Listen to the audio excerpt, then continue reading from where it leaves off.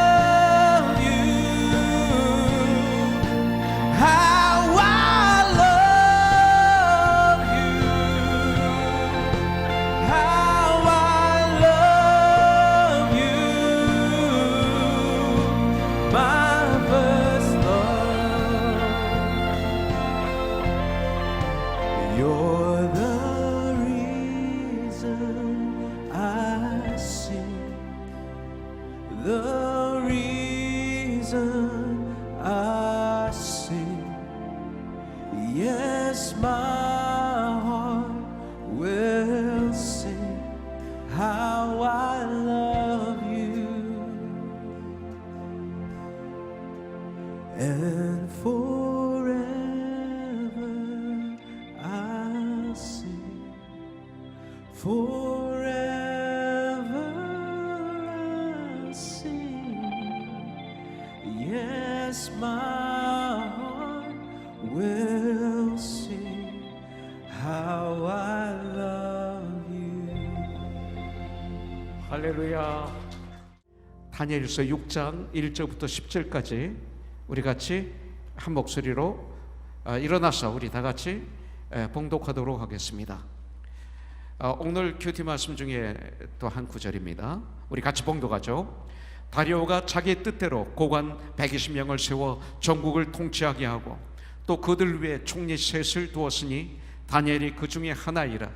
이는 고관들로 총리에게 자기의 직무를 보고하게 하여 왕에게 손해가 없게 하려 함이었더라.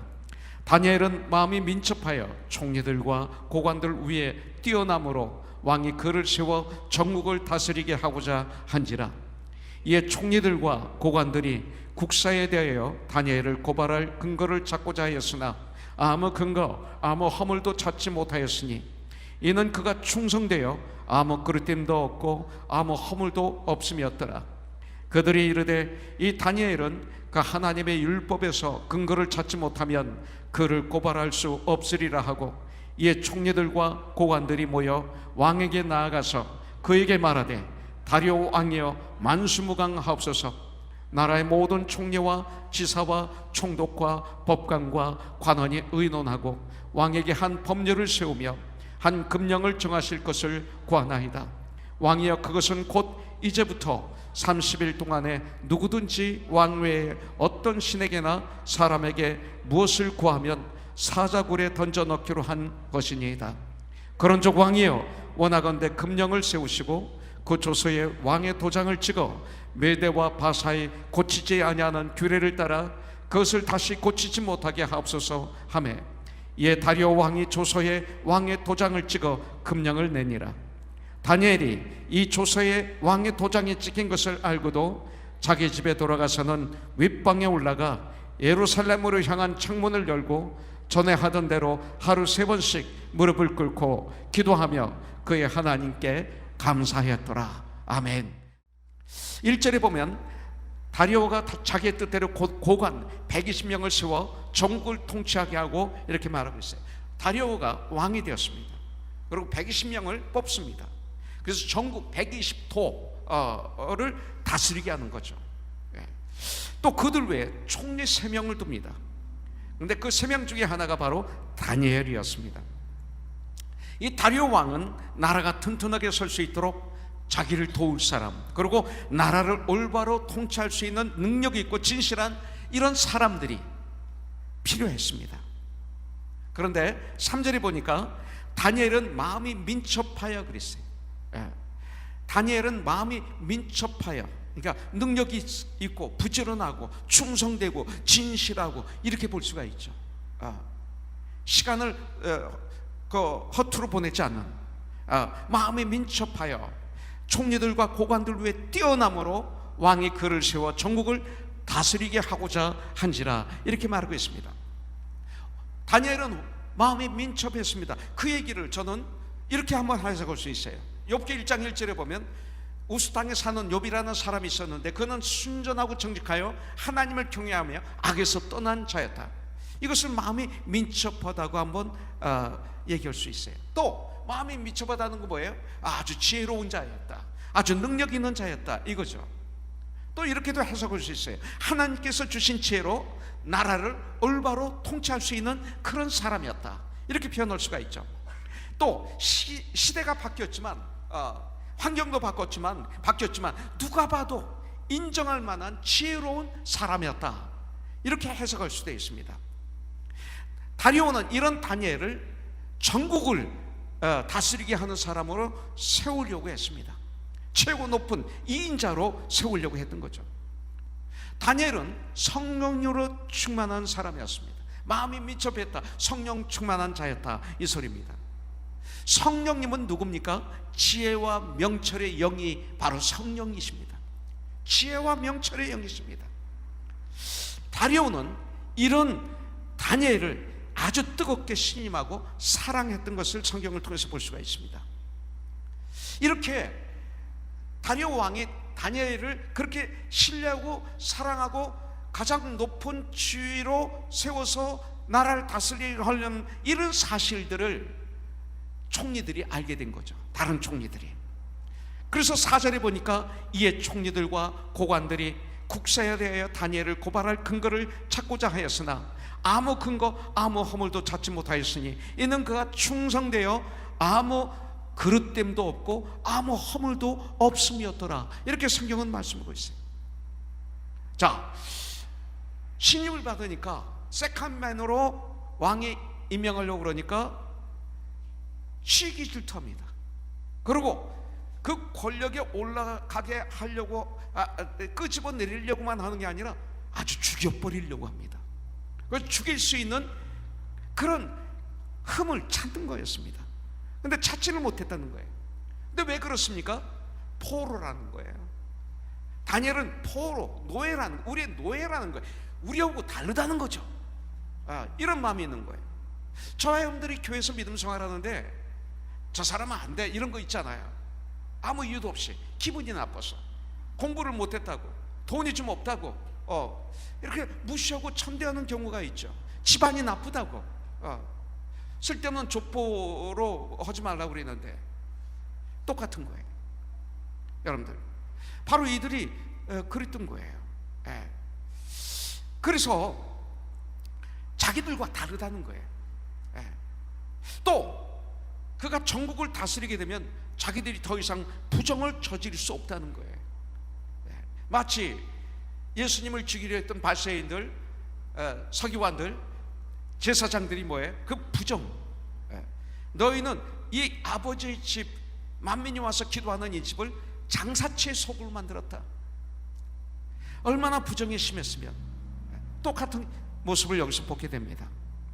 그들은 국사에 대해서, 그러니까 정부를 다스린 그거에 대해서 다니엘을 고소할 틈을 찾았어요. 권력 부정, 물질 부정, 이런 것들을 통해서 다니엘을 죽이려고 찾아봤지만 아무 허물을 찾지 못했어요. 이걸 통해서 저와 여러분들이 이 큐티의 말씀 적용할 것이 하나 필요합니다. 뭐예요? 성도의 삶이, 우리 크리스찬의 삶이, 코너스톤의 형제 자매된 우리들의 삶이 진실되지 않으면 세상에 빛과 소금이 될 수 없다는 사실, 이것을 우리는 알아야 돼요. 디모데전서 2장 20절부터 21절에 보면 큰 집에는 큰 그릇도 있고 은그릇뿐만 아니라 나무 그릇도 있고 질그릇도 있어 귀하게 쓰이는 것도 있고 천하게 쓰이는 것도 있나니 그러므로 누구든지 이런 것에서 자기를 깨끗하게 하면 귀 쓰는 그릇이 되어 거룩하고 주인의 쓰심에 합당하며 모든 선한 일에 준비함이 되리라. 귀 쓰임 받는 비결이 뭐예요? 깨끗한 그릇이 되는 거예요. 자기를 깨끗게 하면 하나님이 귀 쓰신다는 거예요. 깨끗지 않으면 하나님이 귀 쓰지 않는다는 거예요. 쓰임 받는 그릇의 특징은 깨끗함이에요. 아무리 그릇이 금그릇이라도 그 그릇이 더러우면 귀한 상에 올라갈 수가 없어요. 깨끗해야 돼. 크리스찬들이 하나님 또 쓰임받는 삶이 되고 세상의 진정한 빛과 소금의 직분을 감당하기 원하는 특징이, 가장 기본이 뭐냐면 깨끗함이에요. 더러우면 안 돼요. 말씀과 기도로 깨끗해야 돼요. 말씀과 회개로 항상 깨끗함을 유지해야 돼요. 회개의 삶을 통해서 더러우면 안 돼요. 그렇기 때문에 우리 크리스찬들이라면 내 사업의 현장이 교회가 돼야 돼요. 여러분들, 또 우리 크리스찬들 직장인이라면 직장에서는 충성된 일꾼들이 돼야 돼요. 우리 크리스찬들이, 직장인들이 직장에 나가서 하루를 때우는 식의 근무가 되면 안 돼요. 직장에서 근무할 때 개인적인 전화나 하고 있고 컴퓨터 게임이나 하고 있고 카카오나 주고받고 있다면 이것은 진정한 성도가 아니에요. 깨끗하지 않은 삶이에요. 이거 하면 안 되는 거예요. 내 직장에 참 유익을 주는 성도, 세상의 빛과 소금이 되어야 돼요. 우리는 믿음의 사람으로서 가정에서나 직장에서나 학교에서 맡은 일을 충성스럽게 감당함으로 하나님께 영광을 올려드려야 되고 내 주위에 하나님의 나라가 임하게 하는 통로가 다 돼야 돼. 마귀는 참수하는 자예요. 늘 우리를 고소할 것을 찾기 위해서 잠도 안 자고 졸지도 않아요. 24시간. 마귀가 욥을 고소했죠. 하나님이 욥을 칭찬하시니까 욥을 고소합니다. 이게 마귀의 속성이에요. 누가 칭찬하면 아 그래 같이 마음으로 칭찬하면 하나님의 속성이에요. 근데 누가 그를 칭찬하면 배가 아프고 과연 시기질투가 생기고 화가 나고 그러면서 참사하면 안 되는 거예요. 여러분들, 때때로 우리 예수 믿는 사람들이 예수 안에서 의로운 삶을 살려고 할 때, 경건한 삶을 살려고 할 때 이유 없는 고난과 박해를 받을 때가 있어요. 죄를 져서 고난이 오면 회개해야죠. 그러나 정말 주님의 영광을 위해서 살려고 결단하고 그렇게 살면 꼭 박해가 있어요. 어려움이 나에게 있어요. 이건 뭐예요? 마귀는 살아서 역사한다는 증거예요. 이건 뭡니까? 내가 주 안에서 주님의 뜻대로 살려고 하는 전쟁이 되는 거예요. 여러분들 여기 보니까 총리들과 지도자들은 다니엘을 고소할 조건을 찾지 못하자 이제는 다니엘의 신앙생활에서 그 틈을 찾으려고 그래요. 5절에 보니까 그들이 이르되 이 다니엘은 이 하나님의 율법에서 근거를 찾지 못하면 그를 고발할 수 없으리라 하고 그랬어요. 이들은 다니엘의 신앙생활에서 다니엘을 죽일 수 있는 근거를 찾은 거예요. 이제 그래서 그걸 찾고 너무나 좋아서 그들이 당을 지어서 함께 지금 다리오 왕에게 나가서 말합니다. 그것이 바로 6절부터 7절입니다. 이에 총리들과 고관들이 모여 왕에게 나아가서 그에게 말하되 다리오 왕이여 만수무강하소서. 나라의 모든 총리와 지사와 총독과 법관과 간원이 의논하고, 여기 중요한 말이 나오죠. 나라의 모든 사람들이, 이 소리죠. 나라의 모든 사람들이 의논하고 이렇게 말합니다. 저와 여러분들이 깨어있지 않으면, 또 교만한 자의 특징이 뭡니까? 나라의 모든 자들이, 이겁니다. 나라의 모든 자들이, 이것이 바로 깨어있지 않을 때 일어나는 저와 여러분들의 속성입니다. 이 속성이에요. 이것이. 모든 사람들이 그렇게 생각합니다. 많이들 그렇게 생각합니다. 내가 그렇게 생각하는데, 몇 사람이 그렇게 생각하는데 이 단어를 씁니다. 자, 여기 보면 왕에게 한 법률을 세우며 한 금령을 정하실 것을 구하나이다. 왕이여, 그것은 곧 이제부터 30일 동안에 누구든지, 여기 30일 동안에 누구든지 왕 외에 어떤 신에게나 사람에게 무엇을 구하면 사자굴에 던져넣기로 한 것이니이다. 이 결정하였다는 거예요. 여기 보니까 뭐라고 그랬어요? 7절에 보면 나라의 모든 총리와 이렇게 써 있잖아요. 근데 총리가 몇 명이에요? 3명이죠. 그 중에 한 명이 누구냐면 다니엘이에요. 근데 여기서 모든 총리라고 그랬어요. 총리 중 한 명이 다니엘인데, 다니엘은 죄가 됐는데 근데 모든 총리라고 말하고 있어요. 거짓말하고 있는 거죠. 이것이 특징입니다. 마귀는 참수하는 자입니다. 이렇게 성경에 보니까 마귀는 거짓의 아비라고 말하고 있습니다. 마귀는 누굽니까? 분리시키는 자입니다. 성경에 마귀는 살인자라고 말하고 있습니다. 여기서 보면 이 총리들과 고관들은 다리오 왕을 높여주는 것 같이 하면서도, 여러분들, 다리오 왕이 가장 신임하고 사랑하는 다니엘을 같이 신임하고 사랑하면 되는데 죽이려고 합니다.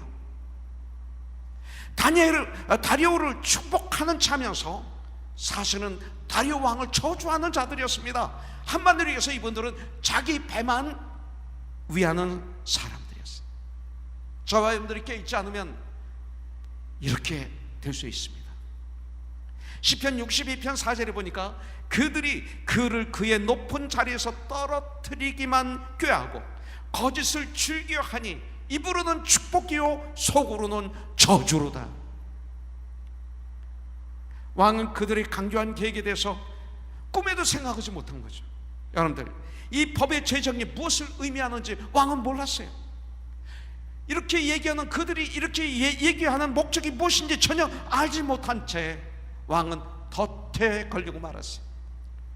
저희들 삶도 이런 덫에 걸릴 수가 있어요. 그래서 깨 있어야 돼요. 8절에 보니까 그런 족 왕이요, 원하건대 금령을 세우시고 그 조서에 왕의 도장을 찍어 메대와 바사에 고치지 아니하는 규례를 따라 그것을 다시 고치지 못하게 하옵소서 하며 그랬어요. 이 말에 다리오 왕은 도장을 찍습니다. 이제 다니엘은 30일 동안 하나님 앞에 나가 기도하는 생활을 포기하든가, 기도하다가 걸려서 사자굴에 던져지든가 선택을 해야 돼요. 그런데 다니엘은 어떻게 했습니까? 9절부터 10절에 보니까 이에 다리오 왕이 조서에 왕의 도장을 찍어 금령을 냈니라. 10절, 다니엘이 이 조서에 왕의 도장이 찍힌 것을 알고도 자기 집에 돌아가서는 윗방에 올라가 예루살렘으로 향한 창문을 열고 전에 하던 대로 하루 3번씩 무릎을 꿇고 기도하며 그의 하나님께 감사하였더라. 이것이 다니엘이에요. 이 시대 우리는 이것이 필요해요. 우리는 이런 다니엘로부터 몇 가지 중요한 것을 배워야 돼요. 첫째는요, 자 10절에 보면 다니엘이 이 조서에 왕의 도장이 찍힌 것을 알고도 그랬어요. 11절에 보면 그 무리들이 모여 다니엘이 자기 하나님 앞에 기도하며 간구하는 것을 발견하고 이렇게 말하고 있어요. 이 말씀에 근거하면, 자, 첫 번째 우리가 받아야 될 말씀은 뭐냐면, 다니엘은 이 조서에 왕의 도장이 찍힌 것을 알고도 기도했다는 거예요. 이것을 배워야 돼요. 다니엘은 이 법이 자기를 겨냥하여 제정된 걸 알았어요. 자기를 죽이기 위해 만들어진 법이라는 것을 다니엘은 누구보다도 잘 알았습니다. 인간적으로 생각하면 자기 지위를 이용할 수가 있어요. 아니, 총리 생활을 얼마나 오래 했어요? 그러면 자기 부하들이 있을 거예요. 가까운 사람이 있을 거예요. 권력자 중에도 이번에 친구들이 있었을 거예요. 이것을 먼저 떠올리고 그것을 잘 이용해서 이 문제를 풀 수도 있었어요. 또 여러 가지 방법을 동원해서 계략을 꾸미기 위해서 그들을 감옥에 가둘 수도 있었어요. 또 그들을 불러서 또 여러 가지 선물도 주고 음식도 대접하면서 회유할 수도 있었을 거예요. 이게 세상의 방법이에요. 또 30일 동안만 참고 기도하지 않고 지나거나 이것도 있을 수 있어요. 또 골방에 들어가서 비밀리에 기도할 수도 있었어요. 다니엘은 피하려면 얼마든지 피할 수 있었어요. 그러나 오늘 말씀에서 다니엘은 그렇게 하는 타협을 거부했습니다.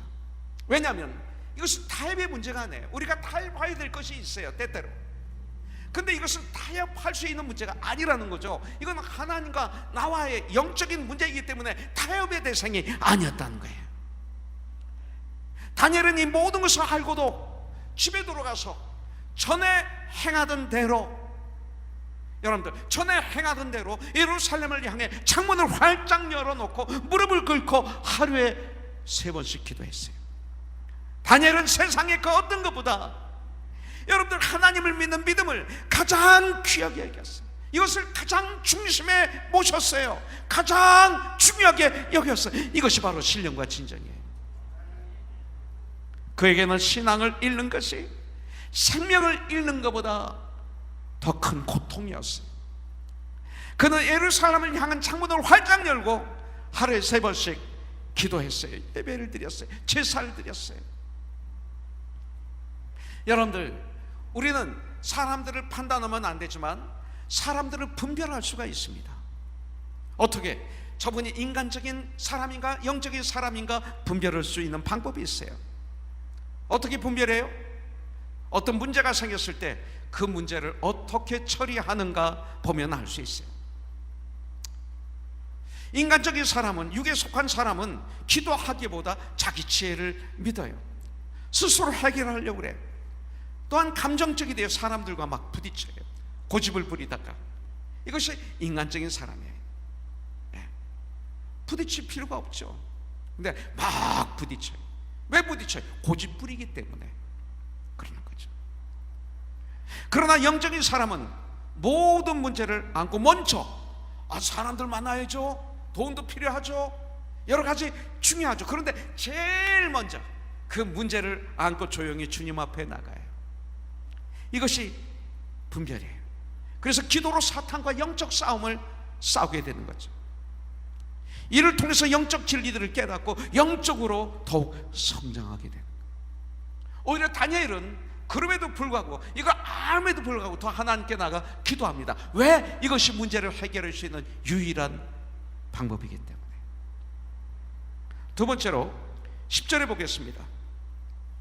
다니엘이 이 조서에 왕의 도장이 찍힌 것을 알고도 자기 집에 돌아가서는 윗방에 올라가 예루살렘으로 향한 창문을 열고 전에 하던 대로, 이게 중요해요, 전에 하던 대로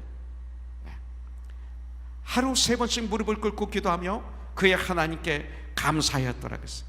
두 번째, 우리가 배울 수 있는 건 뭐냐면, 다니엘은 기도가 전에 하던 대로, 한마디로 얘기해서 습관이죠. 기도가 습관이었어요. 다니엘은 기도가 삶이었어요. 다니엘은 기도가 감사였어요. 자, 10절 마지막에 보니까 그의 하나님께 감사했더라 이렇게 말하고 있어요. 다니엘은 전에 하던 대로 하루 3번씩 기도했어요. 다니엘이 소년 시절에 바벨론의 포로로 끌려와서 60년 내지 70년 이상을 매일 하루에 3번씩 기도했다 이거예요. 습관이었어요. 이 기도는 소년 때부터 시작이 된 거예요. 왜? 그때 뜻을 정했기 때문에. 그는 갑자기 기도한 것이 아닙니다. 문제가 생기니까 갑자기 뜨거워져서 기도한 것이 아닙니다. 평생 동안 하루 3번의 기도를 생활화해 했음을 오늘 말씀을 통해서 우리는 알 수가 있는 거예요. 그 말은 뭐예요? 기도는 다니엘의 습관이었고 다니엘의 삶이었다는 거예요. 그러면 사자굴에서 살아나와요. 보통 사람들은 문제가 생기면 그때서야 막 뜨겁게 기도하는 경우가 많아요. 그런데 성경을 가만히 묵상해 보면 그것은 올바른 기도 생활이 아니다 이렇게 말씀하고 있는 거예요. 안 하는 것보다 낫지만 평소의 기도 생활이 위기 때에 영적 힘을 발휘하는 거예요. 이것이 중요한 거예요. 마귀를 대적해서 승리하는 힘을 평소의 기도 생활이 주는 거예요. 이거예요. 다니엘의 기도의 특징은 뭡니까? 이런 상황 속에서도 하나님께 감사로 기도를 해요. 이게 쉽지 않은 거예요.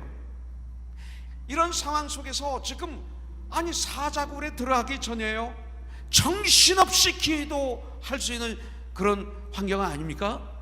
근데 정신없이 기도한 것이 아니라 감사했어요.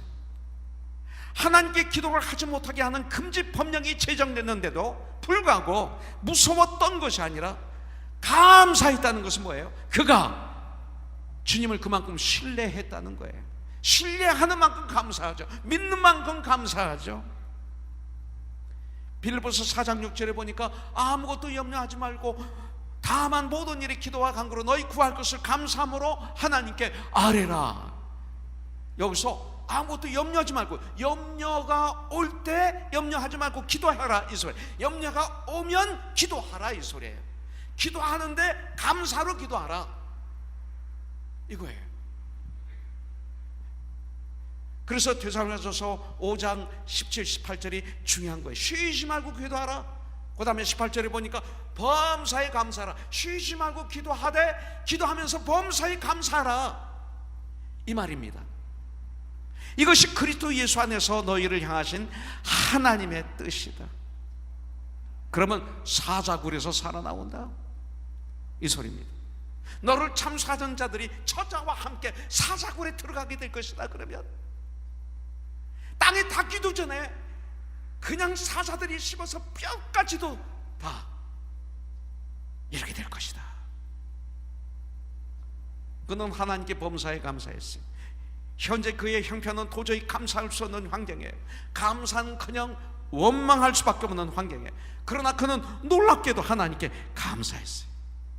근데 어떻게 감사했어요? 자기 하나님께 감사했다 그랬어요. 나의 하나님께 감사했다. 그렇다면 우리가 감사하기를 원하면 그의 하나님이 누구신지 알아야죠. 지금까지 다니엘의 선한 목자가 되셔서 인도하여 주셨고 지켜주셨고 도와주신 분이라는 걸 다니엘은 안 거예요. 지금까지 지내온 것 주의 크신 은혜라. 저는 이 찬양을 좋아해요. 안 거예요. 그래서 감사할 수 있었어요.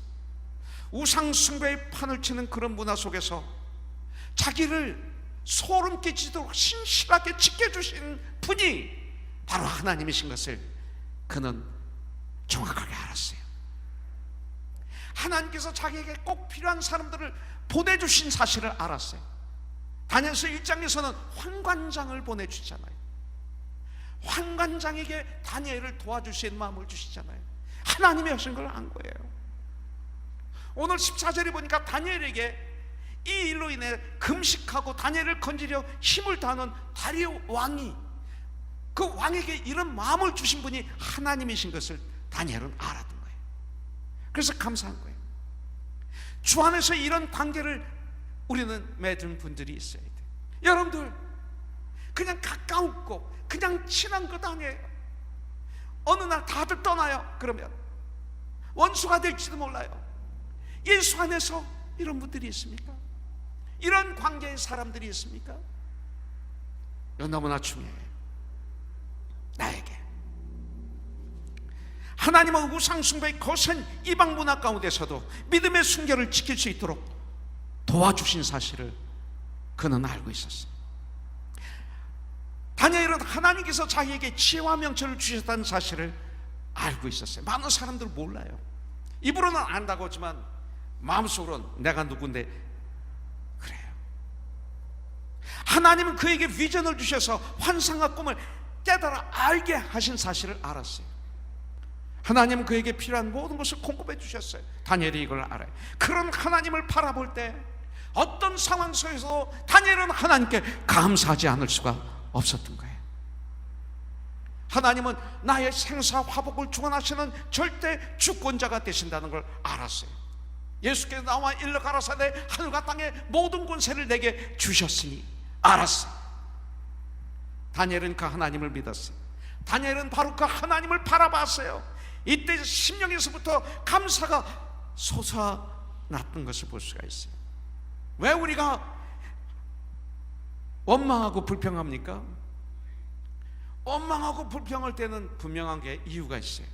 내가 하나님을 바라보지 않으면 원망 불평이 생겨요.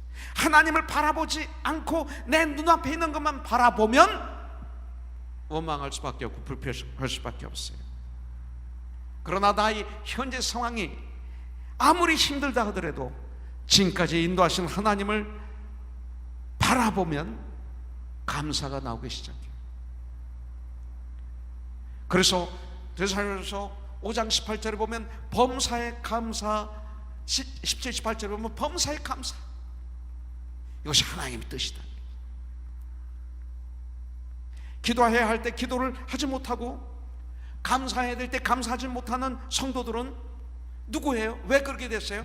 평소에 꾸준히 기도 생활을 하지 않았기 때문에 그래요. 기도로 문제를 해결할 수 있는데 다른 방법으로 해결을 하려고 했기 때문에 그래요. 그렇게 살았기 때문에 그래요.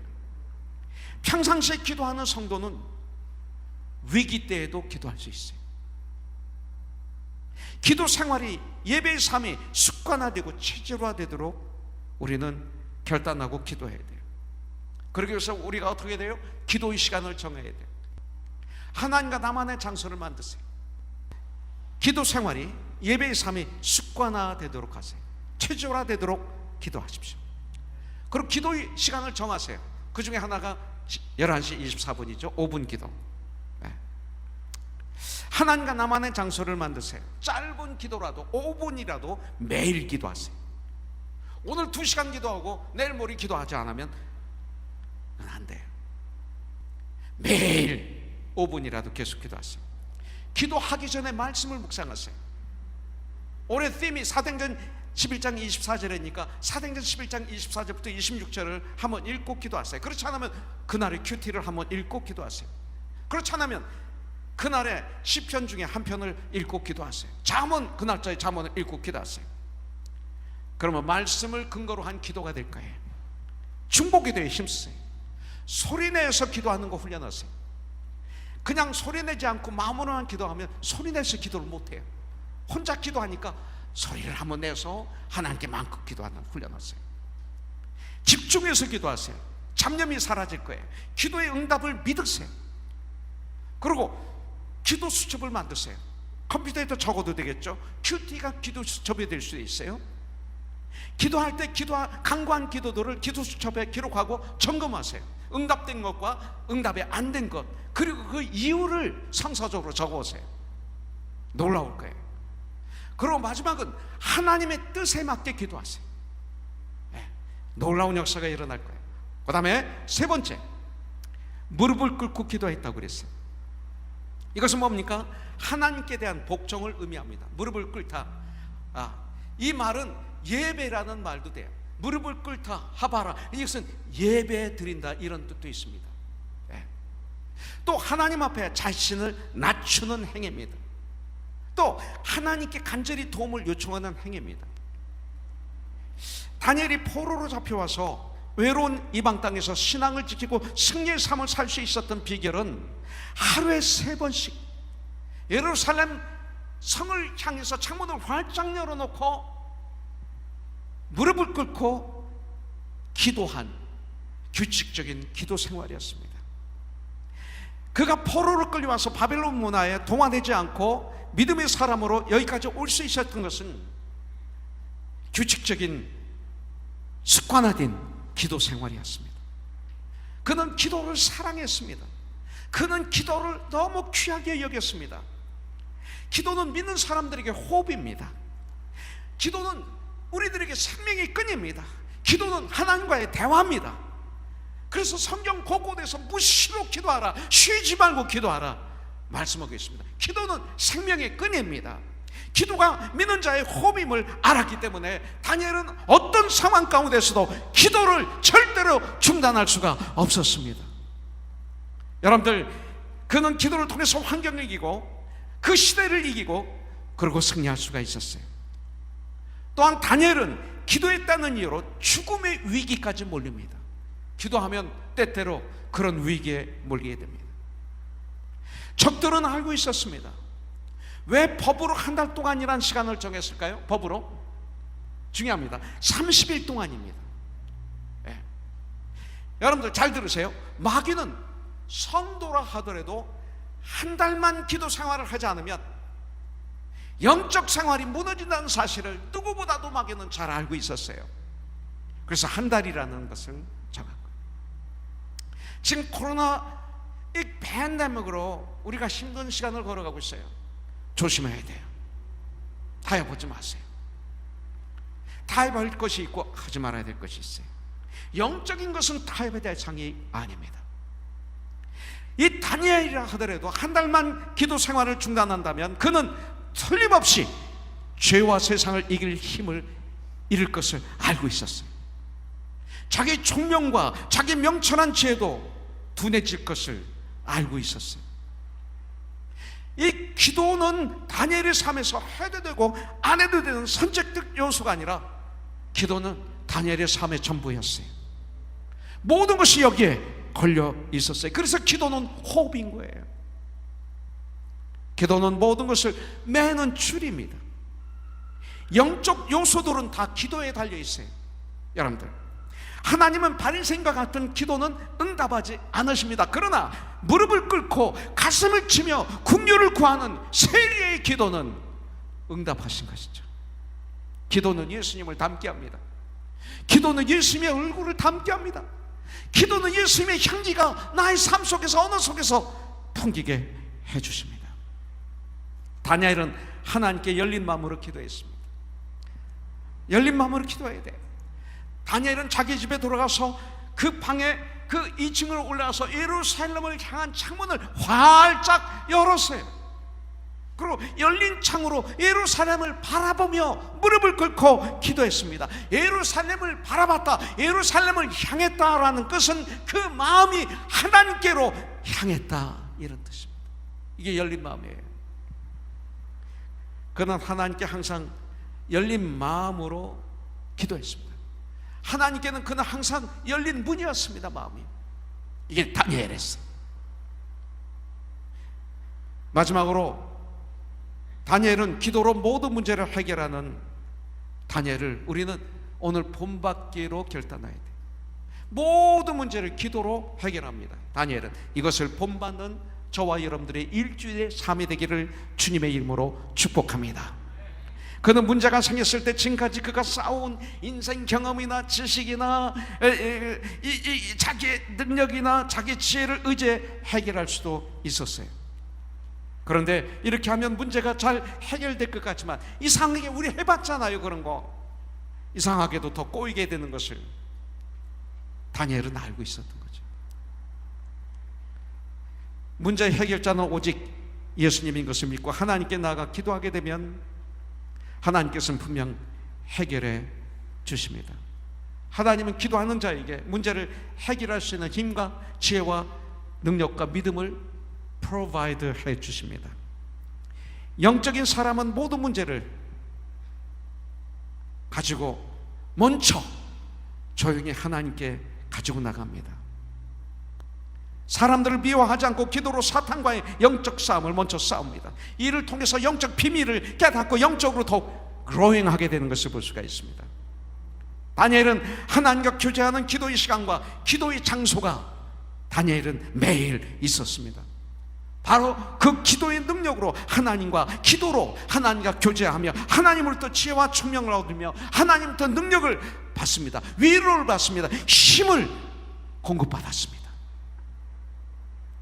그에게 있어서 기도는 영적 생명을 유지하는 생명선이었습니다. 기도 시간은 다니엘에게 가장 행복한 시간이었습니다. 그는 이를 통해서 죄악된 이방 문화에 동화되지 않고 영적 생명을 유지하고 승리할 수 있었습니다. 우리가 아무리 바쁘고 또 어려움이 있다 할지라도 기도의 시간, 기도의 장소를 절대로 가져야 돼요. 이것이 바쁨을 해결할 수 있는 유일한 비결이에요. 사탄이 가장 두려운 자는 성경에서 말하기를 기도하는 사람이라고 성경은 가르쳐주고 있습니다. 다니엘은 진리가 승리할 것을 믿었습니다. 그래서 22절에 보면 나의 하나님이 이미 그의 천사를 보내어 사자들의 입을 봉하셨으므로 사자들이 나를 상해하지 못하였사오니 고난이 환난이 나를 상하게 하지 못한다. 그 어떤 가십도 나를 상하게 못한다. 어떤 문제도 나를 상하게 하지 못한다. 이것까지도 같이 이 사자로 연결시켜서 생각하면 됩니다. 나를 상해하지 못하였사오니 이는 나의 무고함이 그 앞에 명백하오며 또 왕이여 나는 왕에게도 해를 끼치지 아니하였나이다. 이렇게 말하고 있어요. 다니엘은 부활의 신앙을 가졌어요. 그렇기 때문에 사자굴에 들어갈 수 있었던 거예요. 아브라함의 부활의 신앙을 가졌기 때문에 이삭을 모리아 산에서 바칠 수 있었던 거죠. 믿음의 사람은 이런 사람들. 히브리서 11장 35절에 보니까 또 어떤 이들은 더 좋은 부활을 얻고자 하여 심한 고문을 받되 구차히 풀려나기를 원하지 아니하였으며. 오늘 우리는 다니엘의 기도 생활에 대해서 교훈을 받았습니다. 그러나 다른 것과는 달리 기도는 마음의 감화와 교도로 마음이 뜨거워지는 거로 끝나면 안 돼요. 내 마음이 시원해졌다 이거로 기도가 끝나면 안 돼요. 그건 소용없는 기도예요. 기도는 실제로 무릎을 꿇고 실천해야 되는 것이지 내 마음속에 새기고 담아두어서는 의미가 없어요. 저와 여러분들이 하루에 3번 평생을 하루같이 기도하는 성도들이 되어 다니엘처럼 승리의 삶을 살게 되는 저와 여러분들이 되기를 주님의 이름으로 축복합니다. 하나님은 다니엘을 보호하셨을 뿐만 아니라 그의 무지함도 증거해 주셨어요. 하나님은 다니엘에게 승리를 주셨어요. 그렇다면 다니엘을 참소했던 그분들은 어떻게 됐어요? 24절을 보니까 왕은 그들을 끌어오게 해서 잡아옵니다. 체포해 옵니다. 처자들과 아내와 자식들과 함께 사자굴에 집어던집니다. 그러자 그들이 땅에 닿기도 전에 사자가 그들의 뼈까지 부서뜨립니다. 아니, 이들이 어떻게 한 사람이에요? 다니엘을 사자굴에 집어넣고 문을 봉했던 사람이에요. 이들 쳤던 사람이에요. 분명히 아직 나는 다니엘을 죽이고 말겠다라는 결단을 한 사람이에요. 근데 반대가 되었습니다. 악인은 처음에는 승리하는 것 같이 보입니다. 총리들과 그 주의자들이 처음에는 얼마나 무섭게 보입니까? 다니엘이 얼마나 초라하게 보입니까? 이 세상에서 크리스찬들이 그렇게 보일 때가 있어요. 근데 그렇지 않아요. 처음에는 승리한 것 같지만 마지막은 이렇게 되는 거예요. 다리오 왕은 전국에 명령합니다. 26절 27절에 보니까 내가 이제 조서를 내리노라. 내 나라 가나안 아래에 있는 사람들은 다 다니엘의 하나님 앞에서 떨며 두려워할지니 그는 살아계시는 하나님이시오 영원히 변하지 아니하실 이시며 그의 나라는 멸망하지 아니할 것이요 그의 권세는 무궁할 것이며 그는 구원도 하시며 건져내기도 하시며 하늘에서든지 땅에서든지 이적과 기사를 행하시는 이로서 다니엘을 구원하여 사자의 입에서 벗어나게 하셨음이라 하더라. 하나님은 믿음으로 하나님을 전적으로 의뢰하는 자들을 사자의 굴에서 도저히 죽을 수밖에 없는 환경 속에서 망할 수밖에 없는 환경 속에서 해결할 수 없는 도저히 엄청난 문제 속에서 구원하십니다. 그 입에서 벗어나게 하십니다. 사냥꾼의 올무에서 벗어나는 것처럼 다니엘은 오직 한 가지 방법, 하나님을 의뢰함으로 승리했습니다. 다니엘의 기도는 메대와 바사의 군사력보다 훨씬 힘이 있었습니다. 여러분들, 이게 기도예요. 우리들 다니엘처럼 기도로 세상을 이기는 코너스톤, 저와 여러분들, 온라인을 통해서 예배를 드리는 우리 형제자매들 모두가 되기를 주님의 이름으로 축복합니다.